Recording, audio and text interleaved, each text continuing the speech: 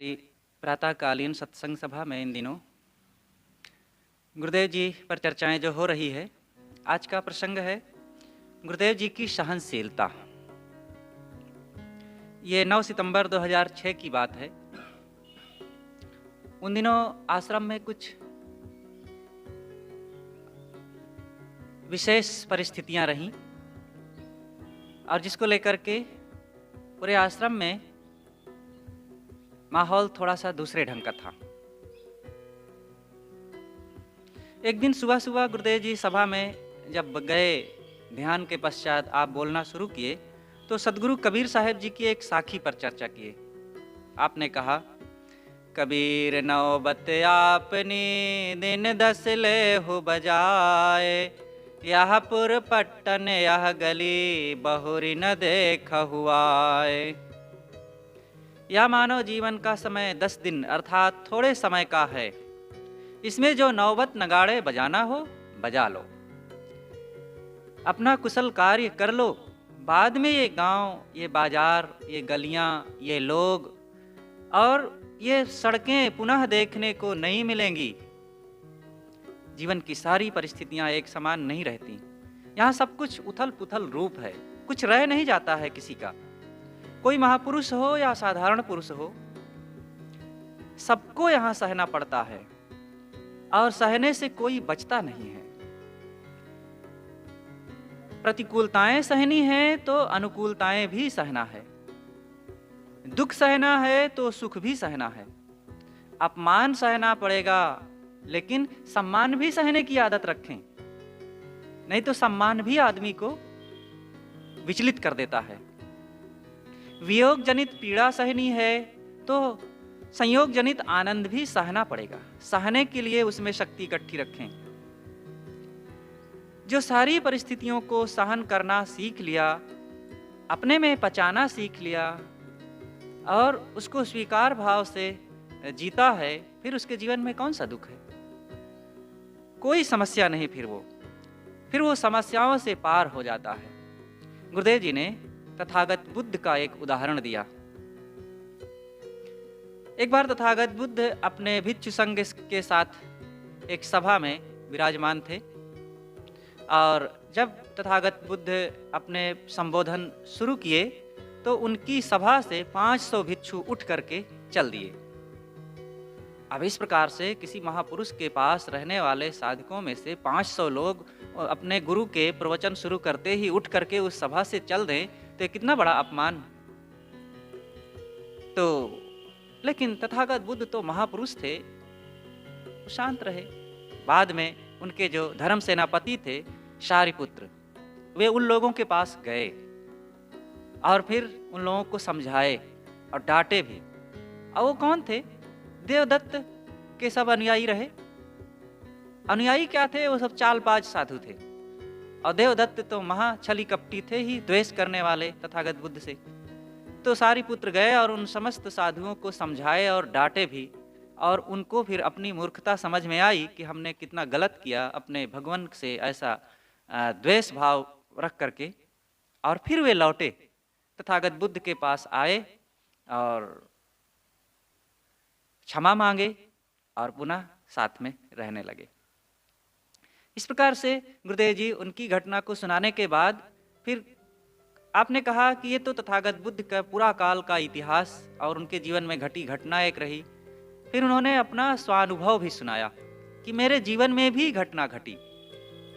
आपने कहा कि सन 1970 के पहले की, 70 के समय का रहा हो गया या 1 साल पहले का, मेरा कार्यक्रम लखनऊ में एक जगह था, शहादतगंज एक जगह है वहाँ। तो वहाँ पर एक भक्त थे, तो एक धर्मशाला में कार्यक्रम करवाया। तो ऊपर सबका निवास था, नीचे एक हाल था धर्मशाला में, और वहीं पर प्रवचन कार्यक्रम था। और संत लोग बोल रहे थे। जैसे ही गुरुदेव जी गए, अंतिम में बोलना जब शुरू किए, जैसे ही बोलना शुरू किए, 20 साधु वहाँ से उठ करके चल दिए। उठ करके केवल चल देते तब भी कुशल रहता। अब वे चले जब, तो खड़ाऊ पहने आराम से और खटर पटर करते हुए वहाँ से ऊपर गए। और ऊपर जा कर के फिर वो चुपचाप ना रहे, वहाँ चल रहे हैं, इधर उधर कर रहे हैं, बातें कर रहे हैं, पूरी आवाज नीचे आ रही है, बहुत विघ्न। गुरु जी को बहुत डिस्टर्ब हो रहा था, बोलने में दिक्कत हो रही थी, लेकिन आप समझ गए कि इनकी मन स्थिति क्या है और शांत रहे। भगत जो कार्यक्रम करवाया था वो भी वहीं थे ही। बहुत सबको बहुत कष्ट हुआ। अब वो सब सधे हुए साधु थे, पहले से सुनियोजित ढंग से तैयारी कर रखे थे कि जब शुरू करेंगे वे तभी उस समय उठ के चल देना रहेगा। एकदम सभा को विखंडित करने का माहौल बनाने के लिए उनका उद्देश्य था और अपमान करने का। तो फिर जैसे ही ऊपर गए तो आवाज करने लगे। गुरु जी बोले, समाप्त हुआ कार्यक्रम। भगत जैसे ही कार्यक्रम समाप्त हुआ, शाम का समय था, और जा करके उन लोगों को तुरंत विदाई कर दिया।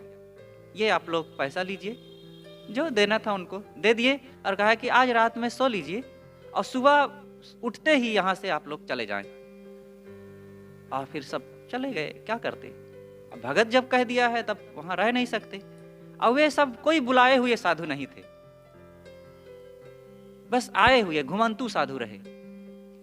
तो ये तो समय बीत गया। इसके 20 वर्ष बाद गुरुदेव जी का कलकत्ता जाना हुआ, भक्तराज श्री प्रेम प्रकाश जी के घर पर। वहीं से आपको एक दिन धर्मतल्ला मैदान में सत्संग में जाना हुआ। वहां पर उन 20 साधुओं में से जो अगुआ था वो आए हुए थे और सत्संग में पहुंचे। तो गुरुदेव जी के बोलने के पूर्व गुरुदेव जी ने संकेत किया भक्तों को कि आपको भी समय दीजिए। और वो बोले। तो जब बोले तो पूरा आधा घंटा वो बोले। पूरे समय में वो रोते रहे, क्षमा मांगते रहे, गिड़गिड़ाते रहे, भगवान हमें क्षमा करेंगे, हम अबोधी बालक हैं, हम नहीं जानते हैं, हम नहीं समझ पाते हैं, और आप तो संत हैं, आप दयालु हैं, आप हम पर कृपा करें। यही सारे शब्दों को वो पूरे आधा घंटा में कहते रहे। सब भक्त लोग सोचे कि बड़ी श्रद्धा और भक्ति भावना में ऐसे बोल रहे हैं। गुरु जी समझ गए कि ये क्या कह रहे हैं, कहाँ से ये बातें उठ रही हैं। तो दूसरे दिन फिर वो गए गुरु जी के पास निवास पर, और गए तो पैर पकड़ करके खूब रोने लगे। गुरु जी ने कहा, ये सब क्यों ऐसा कर रहे हो? कहा, हम नहीं समझते थे गुरु जी, आज से वहां जब गए थे आपका अपमान किए थे। कहा, अरे तुम 20 साल हो गए, आज तक उस बात को ढो रहे हो, इतना दुखी हो। कहा, क्या करें, हमसे गलती हुई तो आखिर दुखी तो होना ही है। कहा, पहले मिल लिए होते तो ये सारी समस्या ना होती, इतना कष्ट तुम ना झेलते, और इतने दिन से अभी तक आज मन पीड़ित है। तो अंततः फिर गुरु जी समझाए और वे शांत हुए। देखिए, ये कर्मों का फल। कोई व्यक्ति किसी सामान्य व्यक्ति को जब कष्ट देता है तो उतना पछतावा नहीं होता है। अगर कोई संत को और गुरुजनों को कष्ट दिया है तो वो कष्ट फिर उनके कई गुना ज्यादा लौट करके आता है अपने ऊपर। और 20 साल होने के बाद भी वो देखो जल रहे थे, और जब मिले रोए, क्षमा मांगे, और गुरु जी कहे कि ऐसी कोई बातें नहीं, मैं तो भूल गया था, ये सब कोई बातें मुझे याद नहीं। तब जब उनको सांत्वना दिए तब उनको राहत हुई। इस प्रकार से सदैव सबको अपने कर्मों में पवित्रता रखनी चाहिए, क्योंकि किया दूर नहीं जात। कभी भी हमारा किया हुआ कर्म हमसे दूर नहीं जाएगा, वो लौट के आएगा। आत्मतृप्ति सर्वोच्च सुख है। ये 10 अक्टूबर 2006 की बात है। गुरुदेव जी कबीर नगर में थे, ध्यान शिविर का समय चल रहा था, और सुबह सुबह का समय था। एक दिन हम मौसम्मी कुछ था, उसको ले करके जूस निकालने के लिए चले। तो गुरुदेव जी को मैंने दिखाते हुए कहा कि गुरुदेव जी, ये मौसम्मी अपने आश्रम का फल है। कहा, अच्छा, आश्रम में मौसम्मी का पेड़ है? मैंने कहा, हाँ है, 3 पेड़ हैं, जिसमें से एक पेड़ फलता है, शुरू हो गया है, और 2 अभी नहीं फलते हैं। जब ये दोनों भी फलने लगेंगे तब खूब मौसम्मी होगी और जूस पीने के लिए बढ़िया हो जाएगा। तो गुरुदेव जी कहते हैं, अरे भैया, सबसे बढ़िया है आत्मतृप्त रहना। ये मौसम्मी और जूस पी करके और फल खा करके कोई तृप्ति नहीं मिलती है। और उन दिनों गुरुदेव जी विवेक चूड़ामणि, शंकराचार्य जी, स्वामी शंकराचार्य जी का एक जो ग्रंथ है विवेक चूड़ामणि, उस पर काम कर रहे थे। तब गुरुदेव जी कहते हैं कि देख, स्वामी शंकराचार्य जी कितने जोरदार शब्दों में इस बात को कहते हैं। उन्होंने एक लंबा श्लोक कहा जो काफी कठिन शब्द में है, तो उसका भाव यह था कि तुम एकाग्र चित्त निर्मल बुद्धि से इस आत्मा को, यह मैं हूं, स्वयं अपने में प्रत्यक्ष जानो। आत्मबोध, आत्म तृप्ति के लिए स्वामी शंकराचार्य जो कहते हैं कि तुम एकाग्र होकर के, बुद्धि को शुद्ध करके अपने को यह जानो कि मैं यह हूं, मैं स्वयं आत्मा हूं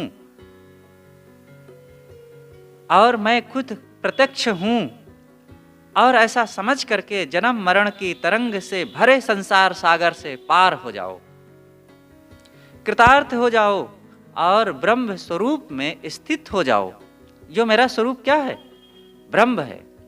मेरा स्वरूप भगवत स्वरूप है, परमात्म स्वरूप है, तृप्त स्वरूप है। जब तक उसको पहचानोगे नहीं, समझोगे नहीं, तब तक उसका लाभ नहीं मिलेगा। तो इस प्रकार गुरुदेव जी बताए कि सबसे बढ़िया आत्म तृप्त होने में है, आप आत्मलीन होने में है। दुनिया की कोई भी बड़ी से बड़ी उपलब्धि मिल जाए, लेकिन वहां तृप्ति नहीं होगी, वहां संतोष नहीं मिलेगा, वहां मन भय, चिंता और किसी ना किसी ढंग से शोकग्रस्त होगा ही। इसलिए अपनी तरफ लौटो। इतना ज्ञानामृत सुना करके गुरुदेव फिर अपने कार्य में लग गए। तो बात बात में वे हर चीज, हर बात, हर परिस्थिति से लौट करके अपनी तरफ आने में, स्वरूप का बोध देने और ग्रहण करने में वे बड़े कुशल थे। कहीं भी अनुकूलता और प्रतिकूलता से अपने आप को फंसाना वे नहीं जानते थे कभी। उससे निकलने की कला उनके पास अद्भुत थी। यथा प्राप्त में संतोष। 30 नवंबर 2006 की बात है। उन दिनों बहुत जोरों से ठंडी पड़ रही थी। गुरुदेव जी का कार्यक्रम उत्तर प्रदेश के इधर गोंडा क्षेत्र में था। तो धानेपुर कबीर आश्रम से चल करके सुबह सुबह ही गुरुदेव जी फैजाबाद जिला के भदरसा बाजार में आए। यहाँ पर भक्त ने जो संतों के रहने के लिए व्यवस्था किया था, वह एक छोटा सा धर्मशाला था। धर्मशाले में केवल एक कमरा था और छोटा सा एक किचन रूम था और एक छोटा सा आंगन, और उसी के बगल में बिल्कुल थोड़ा सा बरामदा रूप में था।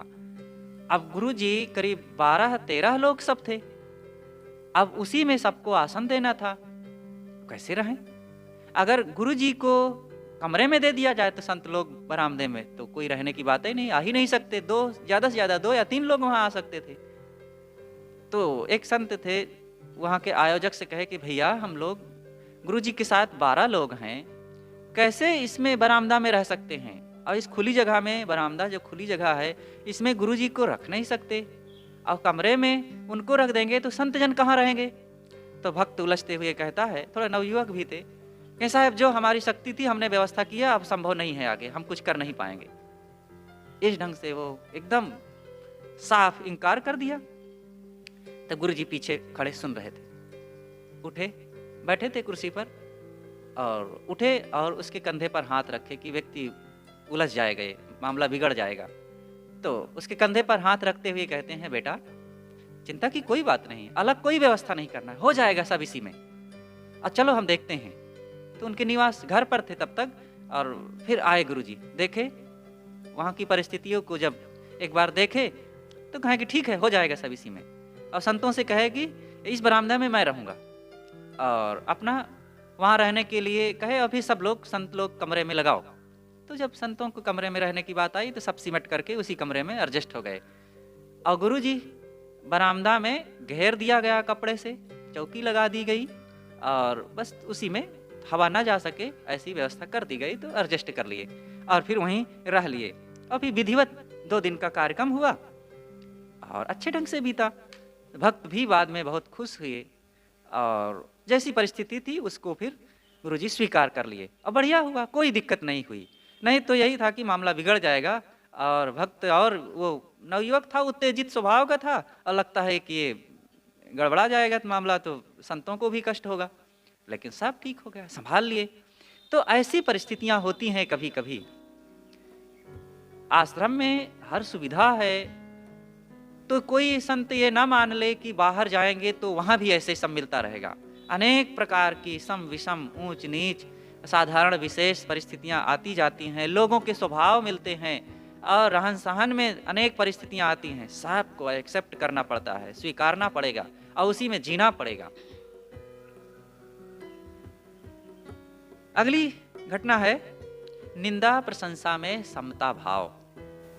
सन 1998 सितंबर की बात है। गुरुदेव जी उन दिनों प्रीतम नगर के आश्रम में समाज सहित आप रह रहे थे। एक नवयुवक था, उन दिनों वे आते थे गुरुदेव जी के पास। उसकी लगन, उत्साह और उसकी भक्ति भावना और सद्गुणों को देखते हुए ऐसा लग रहा था कि अब ये साधु हो जाएंगे, और बराबर आते रहते थे। लेकिन गुरु जी उनको रोकते रहते थे कि बेटा घर छोड़ना नहीं है, घर में रहो और ग्रंथ पढ़ो, साधना करो और घर का काम भी करो, माता पिता की आज्ञा में रहो, सेवा करो और आते जाते रहो। इस प्रकार से आप उसको हिदायत दिए थे। लेकिन उसके घर वालों को यही लग रहा था कि ये अब साधु हो जाएगा और हम लोगों को छोड़ के चला जाएगा। तो अब वहीं पास ही के गांव के थे, यादवपुर के। तो एक दिन उसकी माँ, लड़के की माँ और कुछ स्त्रियों को लेकर के आई, और गुरु जी प्रीतम नगर में अपने आसन पर बैठे तो आई और पास में खड़ी होकर के अब जो बड़बड़ बड़बड़ बोलने लगी, जो मन में आया अनाप शनाप कहती रही कि आप साधु हो, आप साधु बने रहो, दूसरे के लड़कों को बहकाने की क्या जरूरत है, और आप ऐसे बहकाएंगे तो आपको बहुत पाप लगेगा, और आप किसी के लड़के को इस ढंग से करेंगे तो आपको कभी सुख नहीं मिलेगा। और इस ढंग से वो जो मने आए बोलती चली गई। तो गुरुजी मुस्कुराते शांत बैठे रहे, और उसका लड़का भी वहीं खड़ा बेचारा, वो आंसू बहा रहा था। वो भोली भाली और कुछ किसी की सुनना नहीं था उसको। तो लड़का भी दुखी कि ये क्या कहती जा रही है गुरुजी को। फिर गुरुजी उसको क्या समझाते, चुपचाप फिर सुन लिए। और फिर जब वो बोल करके थक गई, तब फिर गुरुजी कहें कि घबराओ मत, ये साधु वधु नहीं बनेगा, ये तुम्हारे पास ही रहेगा और ले जाओ।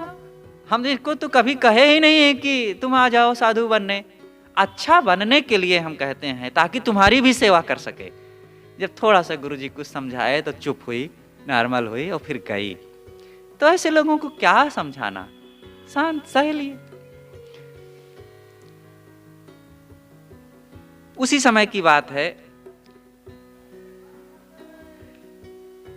ये दिसंबर 2006, वही पुरानी जगह जो अभी बात आई भदरसा की, कि वहाँ पर धर्मशाला में गुरुजी का निवास था, वहीं पर कुछ लोग आए थे मिलने के लिए। तो ये प्रसंग वहीं का है। शाम को प्रवचन के पश्चात गुरुदेव जी अपने निवास पर आए, और आपके साथ ही वहाँ जो सत्संग सुनने के लिए आए हुए थे कई लोग आपके साथ आ गए निवास पर, कुछ व्यक्तिगत बातचीत करने के लिए। उसमें अकबरपुर निवासी एक डॉक्टर साहब थे, डॉक्टर आनंद बहल जी, और वहाँ के शायद फैजाबाद के जो कॉलेज वहाँ का है, बड़ा कॉलेज, तो वहाँ के एक प्रोफेसर थे, एक लेक्चरर थे, और भी कुछ अन्य लोग थे। तो करीब 4-5 लोग, सब लोग आए साथ में, और गुरुजी के बैठते ही सब लोग गद्दे पर नीचे सामने बैठ गए। गुरुदेव ने सबका कुशल समाचार पूछा और फिर कुछ बातें शुरू हो गई। एक डॉक्टर जी थे जो उन्होंने कहा कि साहब आज से 500 साल पहले सदगुरु कबीर साहब हुए और उन्होंने समाज में जो काम किया बड़ा अद्भुत था। आज के युग के आप हमारे सदगुरु कबीर हैं। तो गुरुदेव जी जैसे ही सुने तो झिड़कते हुए कहते, चुप रहो, ऐसी बातें मुख से कभी निकालना मत, हम कुछ नहीं हैं, हम तो उन सदगुरु के चरणों के दास हैं। प्रोफेसर साहब ने कहा, लेकिन गुरुदेव आपने जो काम किया है वह इस युग के लिए अद्वितीय है, ये बात तो हमें को स्वीकार करना ही पड़ेगा ना। तो गुरुदेव जी ने कहा कि कौन कहता है ना स्वीकारो, स्वीकारो, उसका जीवन में उपयोग करो, लाभ लो। ये सब कहने की क्या जरूरत है? कहने से काम नहीं होगा। जो मैंने काम किया है और उसको समझो और जीवन में उसका आचरण करो, लाभ लो। उन गुरुजनों के द्वारा जो हमने सीखा है, जाना है, वो आज हम जी रहे हैं। और वे गुरुजन ना होते, सदगुरु कबीर ना होते और उनकी परंपरा के सब हमारे महापुरुष संत ना होते, तो अब उनसे आंखें ना मिली होती हमें, तो हम तो पता नहीं कहाँ बह गए होते। तो उन सबका उपकार है और हम उन्हीं गुरुजनों के बच्चे हैं। और बस ऐसा संयोग था, हमें ऐसा लगा हम भी उन्हीं उसी परंपरा में और उनकी वो दृष्टि लेकर के काम कर रहे हैं। आप लोग भी वो काम करो। और ये कहने की जरूरत नहीं है कि जो सदगुरु कबीर हैं वही और कोई है। सदगुरु कबीर वो महापुरुष थे, संत थे और उनकी दृष्टि मिली तो आज हम भी कुछ कर सके। और ऐसा मन में हमें समझ करके जीवन में उसका आचरण करना है, कहना नहीं है। इस प्रकार थोड़े में जब समझाए तो सब लोग अनुभव किए, महसूस किए कि सच कह रहे हैं गुरुजी। मजहबी भावनाओं से ऊपर गुरुदेव जी एक बार प्रीतम नगर में चौमासा वर्षावास कर रहे थे। अधिवेशन का समय आ रहा था, ये काफी पहले की बात है। और इलाहाबाद वार्षिक अधिवेशन के समय में पहले खूब पोस्टर छपाए जाते थे और उसको शहर के बहुत बड़े भाग में जगह जगह जा कर के चिपका दिया जाता था। तो इससे प्रचार हो जाता था कि वहाँ कार्यक्रम है। और ये कार्यक्रम ऐसा हमारे समय तक काफ़ी चला है। कई बार हम भी गए हैं शहर में भी, इधर सुलेम सराय की ओर बम्भरौली तक आकर के पोस्टर चिपकाते थे। और ये सब काम ज़्यादातर रात्रि में किया जाता था। अब दिन में सब देखेंगे ये क्या कर रहे हैं साधु लोग, तो रात में किया जाता था। खा पी करके चलते थे, गोंद ले लेते थे बाल्टी में और पोस्टर ले लेते थे। 2 लोग 3 लोग ऐसे एक साथ चलते थे और जगह जगह खूब चिपकाया जाता था। तो वही पोस्टर देख करके एक मुस्लिम व्यक्ति फोन किए और फोन से फिर गुरुजी से बात कराए। उन्होंने कहा कि महाराज क्या हम आ सकते हैं? गुरुजी ने कहा कि ठीक है, आ सकते हैं, स्वागत है आपका। तो फिर वो अधिवेशन के समय ही उनको बता दिया गया था। कबीर विचार गोष्ठी के दिन आए। एक अच्छे व्यक्ति थे, समझदार, भद्र पुरुष थे। आए, उनका स्वागत किया गया, बैठे और कुछ बातें होती रही। फिर उधर कबीर विचार गोष्ठी में जाने का समय हो गया। तब तक इन्होंने कहा कि महाराज मेरे नमाज पढ़ने का समय थोड़ा है, मैं नमाज पढ़ना चाहूँगा। गुरुजी ने कहा कि ठीक है। तो उनको जगह दे दी गई, अपनी चादर बिछा करके हाल में ही वो नमाज पढ़ लिए। और नमाज पढ़ने के पश्चात फिर वहाँ मंच पर गए गुरुजी के साथ और वहाँ कुछ बोले भी। बहुत गदगद थे गुरुजी के व्यवहार, विचार और यहाँ की जो लोगों की भावनाएं और आए हुए साधकों, भक्तों, संतों के व्यवहार स्वभाव से बहुत प्रसन्न थे। तो इस प्रकार से गुरुदेव जी ऐसा नहीं सोचते थे कि हम किसी दूसरे विचारधारा को, मजहब को या इस जीवन शैली से जी रहे हैं तो अन्य लोगों के लिए हमारे यहाँ जगह नहीं है या ऐसा वे नहीं कर सकते। ठीक है, अनेक परंपराएं हैं, अनेक विचारधाराएं हैं और लोग जो मानते हैं अगर हमारे पास आए हैं, उसका पालन करना चाहते हैं तो उनके लिए हम सुविधा देंगे। और ये अनेक बार ऐसे होता रहा। तो दूसरे के मजहबों का आदर करना, दूसरे की भावनाओं को और उनके क्रियाकलापों को गुरुजी आदर देते थे और अपनी विचारधारा में कट्टरता से, मजबूती से रहते थे। यही है समझदारी। श्री परशुराम त्रिपाठी के वानप्रस्थ आश्रम में जनवरी 2007 को माघ मेला प्रयाग में कबीर संस्थान का कैंप लगा हुआ था। माघ मेला आज भी होता है, अपना कैंप लगता है, वहाँ सत्संग होता है, पुस्तकें बिकती हैं। तो जब गुरुदेव जी रहते थे तो गुरुदेव जी भी उसके लिए 10 दिन का समय देते थे अलग से और हर रोज आश्रम से ही मेले में जाते थे और वहाँ आपका प्रवचन हुआ करता था। आज भी होता है, पूज्य श्री धर्मेंद्र साहिब जी भी जाते हैं और वहाँ रोज सत्संग दे करके आ जाते हैं। तो इस प्रकार से ये कार्यक्रम मेला में चल रहा था। एक दिन की बात, परशुराम त्रिपाठी जो पूर्वी इलाहाबाद के हैं और अल्लाहपुर में उनका घर है अपना, लेकिन झूसी की तरफ गंगा के तट पर ही किनारे एक अपना मकान बनाए हैं। उसका नाम उन्होंने वानप्रस्थ आश्रम दिए हैं और वह समय समय से एकांतवास की दृष्टि से वो वहाँ रहा करते थे। बहुत अच्छे व्यक्ति हैं वे, गुरुदेव जी के पास आते जाते रहते थे। तो उन्होंने अपने घर पर गुरुजी को आमंत्रित किया और गुरुजी में माघ मेला में प्रवचन देने के पश्चात उनके घर पर गए।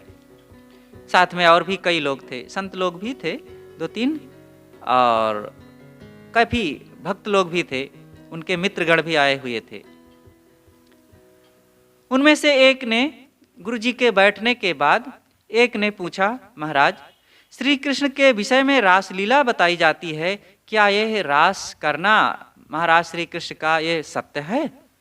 गुरुदेव जी ने कहा, महाराज कृष्ण के विषय में रास जोड़ना हिंदू समाज के लिए एक कलंक है।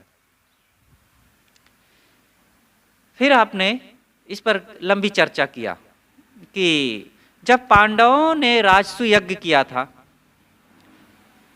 युधिष्ठिर को सम्राट घोषित करने के लिए राजसु यज्ञ हुआ।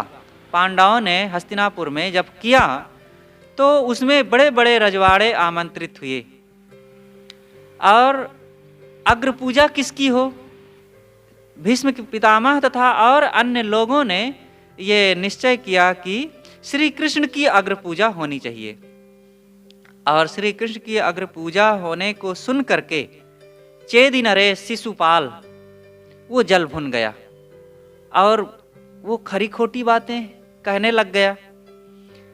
श्री कृष्ण को बहुत उल्टा सुल्टा सुनाया और बहुत गालियां दिया। उसमें यह भी कहा, स्त्री हंता गो हंता। तब तक ये प्रसंग महाभारत में आ चुका था पूतना वध का।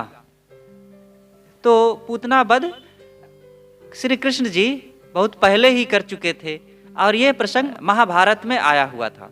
और गोहंता वृषभासुर का वध, तो ये दोनों की चर्चाएं करके शिशुपाल ने कहा कि स्त्री को मारने वाले और गोहंता गाय को मारने वाले, एक प्रसंग जैसे भी रहा तो उसको लेकर के खूब गालियां दिया शिशुपाल।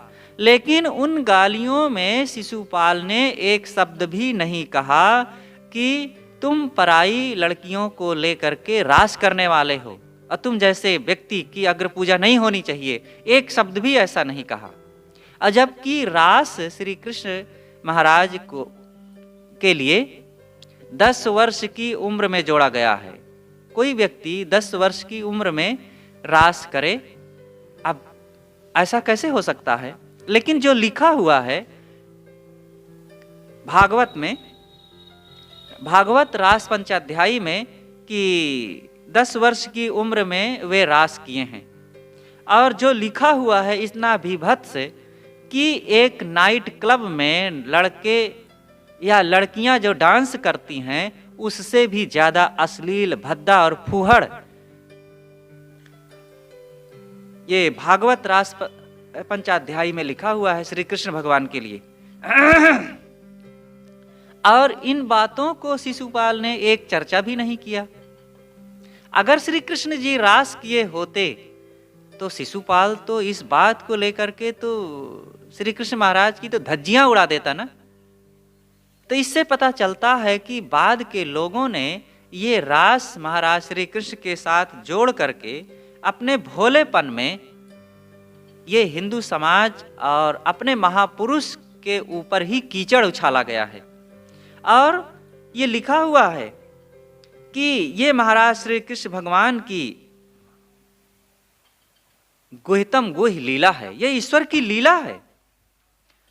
और ऐसा कह करके हिंदू समाज को धोखा देना है और अपने महापुरुष को ऐसा नीचा दिखा देना है समाज में। बड़े व्यक्ति, जबकि महाराज श्री कृष्ण ने स्वयं कहा है कि बड़े लोग जैसा करते हैं छोटे लोग उसी का अनुगमन करते हैं, और अगर वे खुद रास किए होते, किसी पराई नारियों के साथ वे नाचे गाए और तमाम अभद्र क्रियाएं किए होते, तो ऐसा वे क्यों कहते कि बड़े लोग जैसा करते हैं छोटे लोग उन्हीं का अनुगमन करते हैं, और उनके बाद का समाज वैसे बन जाता है। आश्चर्य तो तब होता है कि जो रास को माने वो रास लीला, रास को माने और रास लीला करवाए वो आस्तिक है। आश्चर्य तो तब होता है जब लोग रास करते हैं और रास देखते हैं, करवाते हैं, तब उनको कहते हैं ये बड़े भगवान के भक्त हैं, ये बड़े आस्तिक हैं। और जो लोग रास ना करवाए, रास लीला देखने ना जाए और ये ना माने, तो उसको कहते हैं कि ये भगवान की लीला पर इनकी आस्था ही नहीं है, और उसको नास्तिक करार दे देते हैं। गुरुदेव जी ने कहा कि ऐसी स्थिति में भारतीय परंपरा, भारतीय समाज को सबको नास्तिक हो जाना चाहिए, तभी वे अपने महापुरुष पर लगाए लांछन को मिटा सकते हैं। एक दूसरे सज्जन थे, उन्होंने पूछा, महाराज मूर्ति पूजा करना उचित है कि नहीं? गुरुदेव जी ने कहा कि जो बोले, जो डोले, जो खाए, जो पिए और जो ज्ञान दे, ऐसे चेतन मूर्ति की पूजा करना चाहिए। लेकिन लोग चेतन मूर्ति की पूजा ना करके उसको तो धोखा देते हैं, उसकी खुराक छीनते हैं और मिट्टी पत्थर की मूर्ति बना करके और उसको मंदिर में रख करके उसके सामने फूल चढ़ा करके पूजा करते हैं। अब उधर से तो कोई प्रतिक्रिया होती नहीं, अपनी तरफ से खिलवाड़ कर लो जो करने का मन हो, लेकिन लाभ की बात है तो अपने मन की भावनाएं जो थोड़ा सा है बाल खेल का कर लो। लेकिन अगर जीवन बदलना है, लाभ लेना है और मन इंद्रिय के संयम करके आत्मसंतोष प्राप्त करना है, तो चेतन की पूजा करके लाभ मिलेगा। और चेतन में पवित्र आत्माओं और अपने सन्निकट रहने वाले लोगों और उन प्राणियों की सेवा सत्कार से ये लाभ मिलेगा। केवल वो बाल खेल कर लेने से कुछ होने वाला नहीं है, समय बर्बाद करना है केवल बस। एक प्रौढ़ सज्जन सामने बैठे थे, वे बोले, अरे महाराज, इन ज्ञानियों से, गुरुदेव जी ने कहा कि बड़े बड़े ज्ञानी कहलाने वाले लोग भी बस वही पूजा के नाम पर मूर्ति के सामने बैठ करके और उसको पंखा झलना, उसको खिलाना, उसको मालिश करना और उसको नहलाना धुलाना, ये सब करते रहते हैं और बड़े ज्ञानी हैं, संत हैं। तब बीच में एक सज्जन बोल पड़े, उन्होंने कहा, अरे महाराज, उन ज्ञानियों से ज़्यादा ज्ञानी तो चोर होता है, क्योंकि वो चोर जानता है कि ये मूर्ति कुछ कर नहीं पाएगी और कुछ बोलेगी नहीं, और तभी वो आता है रात में लोगों की नज़र बचा करके, भगवान से नज़र नहीं बचाता है और लोगों की नज़र बचा करके आता है और भगवान का ही मुकुट खोल ले जाता है और उनकी आंखें निकाल ले जाता है, उनके आभूषण उतार ले जाता है। तो उनकी बात सुनकर के सब लोग हंस पड़े कि सच कह रहे हैं। अब भगत लोग बड़ी आस्था के साथ पूजेंगे, आरती करेंगे और चरणोदक लेंगे, खिलाएंगे, पंखा हाँकेंगे, और चोर जानता है कि इससे कुछ होने जाने वाला नहीं है और मैं कुछ भी कर लूँगा तो ये रोकेंगे नहीं, मानेंगे नहीं, कुछ बताएंगे भी नहीं। तो इसलिए वस्तुबोध होना चाहिए। केवल श्रद्धा के नाम पर अपने मन को कहीं भी जोड़ देना ये उचित नहीं है। हमारी श्रद्धा भावना बड़ी बेशकीमती है और इसको सही जगह में उपयोग करना चाहिए। तब एक सज्जन और बोल पड़े कि महाराज, ये कुंडलनी क्या चीज है? क्या कुंडलनी नाम की कोई चीज होती है? गुरुदेव जी ने कहा, कुंडलनी नाम की कोई चीज शरीर में नहीं है। इसकी चर्चा पुराकाल से लोग करते आ रहे हैं, लेकिन यह तथ्य नहीं है। चर्चा मात्र से वो चीज हो नहीं जाएगी। गुरुदेव जी ने एक वकील की चर्चा की कि एक वकील मुझसे बता रहे थे कि मैं महाराज क्रिमिनल वकील हूँ, मतलब अपराधियों के बारे में जो जानता हूँ वो बहस करता हूँ, उस विषय में मैं वकील हूँ। और समय समय से जब ऐसी कोई घटना घटती है तो पोस्टमार्टम में भी मुझे जाना पड़ता है देखने के लिए, जांच करने के लिए। तो वहाँ देखता हूँ और डॉक्टर भी रहते हैं, उनसे भी पूछता हूँ, मैं खुद देखता हूँ जब पोस्टमार्टम होता है और अनेक घटनाएं ऐसे मेरे सामने घटी, कहीं कोई कुंडलनी नहीं मिली शरीर में। तो कुंडलनी नाम की कोई शरीर में चीज नहीं है। ये कुंडलनी की बात जो आई है कि कुंडलनी को जागृत कर लो और सब ठीक हो जाएगा, तो ये कुंडलनी मारे वो सिकुड़ी हुई और उसी में कहते हैं ना कि एक कुंडलनी नस है वो खूब उलझी हुई सिकुड़ी हुई है, उसी को जब जागृत कर लोगे योग द्वारा तब वो जब सीधी हो जाएगी, तब तुम्हारी जो मन स्थिति है, मन की शक्ति अधोगामी से ऊर्ध्वगामी हो जाएगी। तो वो शक्ति वो कोई अंग नहीं है शरीर में, वो काम क्रोध लोभ मोह ही है। और इसी को जब मिटा करके दया क्षमा ज्ञान भक्ति आदि को जागृत कर लोगे तब आपकी शक्ति ऊर्ध्वगामी हो जाएगी। और उसी मनोविकारों में जो कुंडलनी मारे आप घुसे हुए हो, छिपे हुए हो, उसी को वहीं से जागृत करना है अपने आप को। तो इस प्रकार से जब गुरुदेव जी उनको कुछ समझाए तब वे समझे। तब परशुराम जी बोल पड़े, त्रिपाठी जी।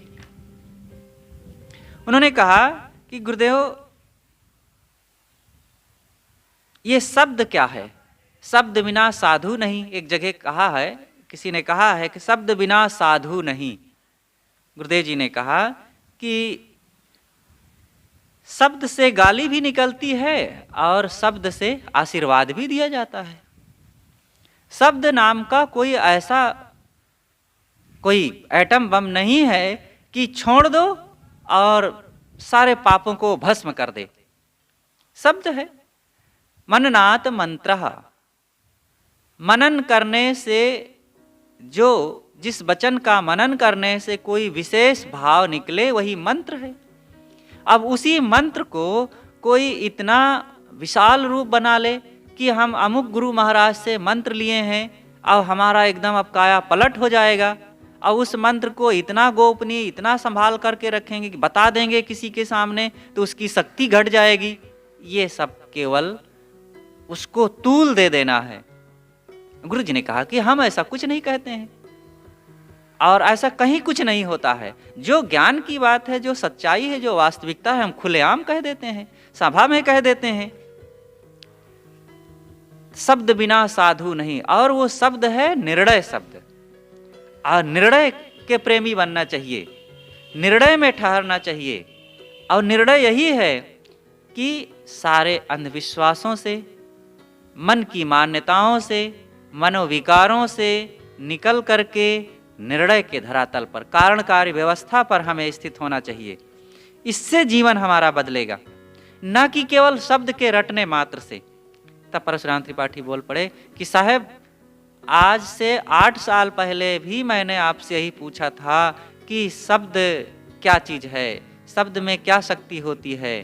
तब आपने पूछा था कि शब्द बड़ा है कि शब्द को सुनने वाला, और आज भी आप वही हमसे कह रहे हैं। और आपसे जब मैंने उस समय पूछा था तो अपने गुरु महाराज के पास गया था और उनसे मैंने पूछा था, वही बात मैंने उनसे पूछ लिया कि महाराज शब्द बड़ा होता है कि शब्द को सुनने वाला। तब कहते हैं कि व्यर्थ की बात कर रहे हो, और हमें जवाब ना दे करके डांट दिए थे। कहे महाराज उनके पास उसी दिन से मैंने जाना बंद कर दिया। तो गुरुदेव जी ने कहा कि ऐसा कोई शब्द नहीं होता है। शब्द अंतःकरण से निकली हुई भीतर की भावनात्मक आवाज है, मुख के द्वारा जो निकलती है।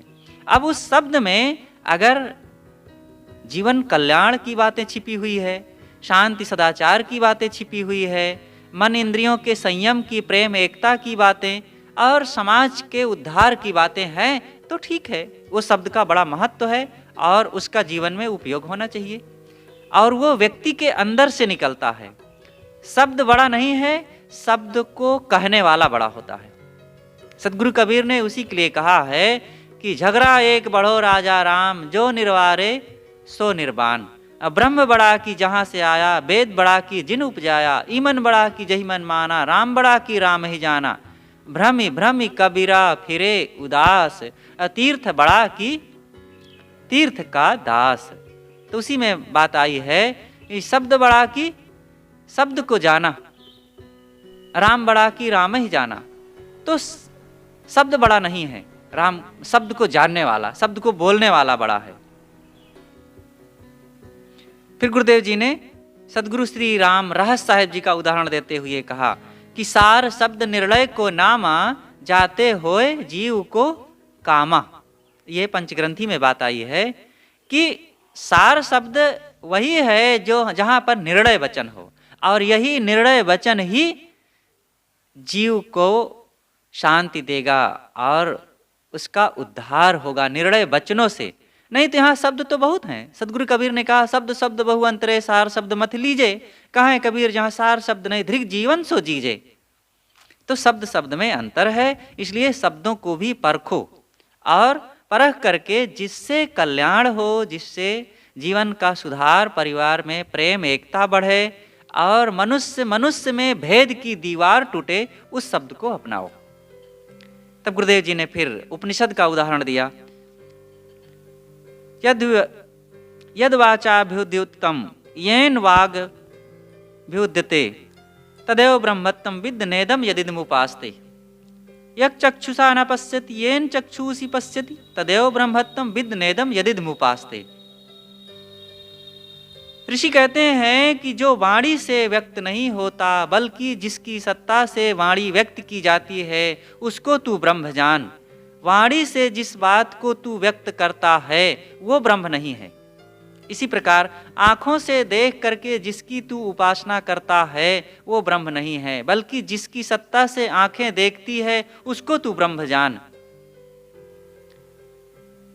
तो इस प्रकार से गुरुदेव जी ने कई उदाहरण दिया और वे समझे। एक सज्जन ने कहा, महाराज फिर जब जानने वाला बड़ा है, आप कहते हैं कि जानी हुई चीज, सुनी हुई बात बड़ी नहीं है, बल्कि जानने वाला और सुनने वाला बड़ा है, तो आपको मैं जानता हूं, तो क्या मैं आपसे बड़ा हो गया? एक चौथे व्यक्ति थे जो पास में बैठे थे, उन्होंने ऐसा पूछा, तो आपको मैं जानता हूं तो क्या मैं आपसे बड़ा हो गया? तब गुरुदेव जी ने कहा कि आप मुझे क्या जानते हैं? आप मेरे देह को जानते हैं और मैं देह हूं नहीं, तो आप मुझे क्या जानते हैं? और रही बात आत्मा की, तो आत्मा आप हैं, आत्मा मैं हूं। तो जानने वाला बड़ा होता है। अब किसको जानते हैं? दृश्य को आप जानते हैं। तो दृश्य बड़ा नहीं होता, दृष्टा बड़ा होता है। इसलिए दृष्टा की तरफ लौटो। अदृष्टा आप खुद हैं, दृष्टा मैं हूं।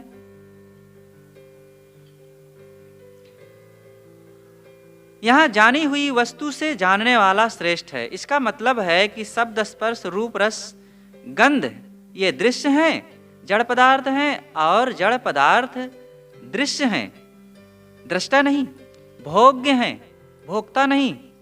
कार्य हैं, कर्ता नहीं। और मैं क्या हूं? कर्ता हूं, दृष्टा हूं, भोक्ता हूं। और वही आत्मा है, मैं ही या आप ही आत्मा है। इसलिए अपने को जाने। ऋषि ने कहा है, प्रतिबोध विततम मतम अमृतत्वम ही विन्दते। प्रतिबोध, बोध एक होता है और दूसरा होता है प्रतिबोध। बोध है जानना। जैसे ये माइक है, ये एक बोध है। ये माइक को कौन जानता है? जब मैं इस बात पर विचार किया तब मुझे पता चला कि मैं जानता हूं। ये प्रतिबोध है। इसी तरह संसार को जानना एक बोध है, और संसार को जानता कौन है? मैं जानता हूं, प्रतिबोध है। यही है क्रिया की प्रतिक्रिया, एक्शन टू रिएक्शन। बिंब का प्रतिबिंब, ध्वनि की प्रतिध्वनि। तो बोध और प्रतिबोध, ये ऋषि कहते हैं, ये केन उपनिषद के ऋषि कहते हैं, प्रतिबोध विदितम मतम अमृतत्वम ही विन्दते। जब व्यक्ति बोध से प्रतिबोध की ओर लौट आवे, मतलब ज्ञान, जिस चीज का ज्ञान कर रहा है उस चीज से लौट करके ज्ञान करने वाले को जब वो जानता है, तब ऋषि कहते हैं अमृतत्वम ही विंदते, तब वो अमरता को, अमृतत्व को, अमृत वस्तु को प्राप्त करता है। अमृत वस्तु क्या है? आत्मा ही अमृत है। अमृत वस्तु जाने नहीं मगन भया सब लोए, कहाँ ही कबीर कामो नहीं जीव ही मरण न होए। लोग अमृत को जानते नहीं हैं, अब बस दुनिया की चीजों में ही मगन है, हम माल टाल पा गए। लेकिन अमृत है क्या? कामो नहीं। सारी कामनाएं जब मिट जाएं, बस कामनाएं मिटने के बाद कामना शून्य व्यक्ति अपने आप अमृत होता है। इस प्रकार से आपने जब ये बातें कही, सब लोग बड़े भावपूर्वक सुने और प्रसन्न हुए। और फिर तब तक कुछ जलपान की सामग्री आई, गुरुदेव जी जलपान किए, सब लोगों को भी दिया गया, सब लोग खाए पिए और फिर गुरुदेव जी कबीर नगर आश्रम के लिए वहां से प्रस्थान किए। अगली घटना आती है छत्तीसगढ़ की है यह। सुपारी से इतना प्रेम। 10 और 11 अप्रैल ये सन 2007 की बात है। गुरुदेव जी का कार्यक्रम, ये आज तो धमतरी जिला पड़ता है, वो चिउरी नाम का एक गांव है।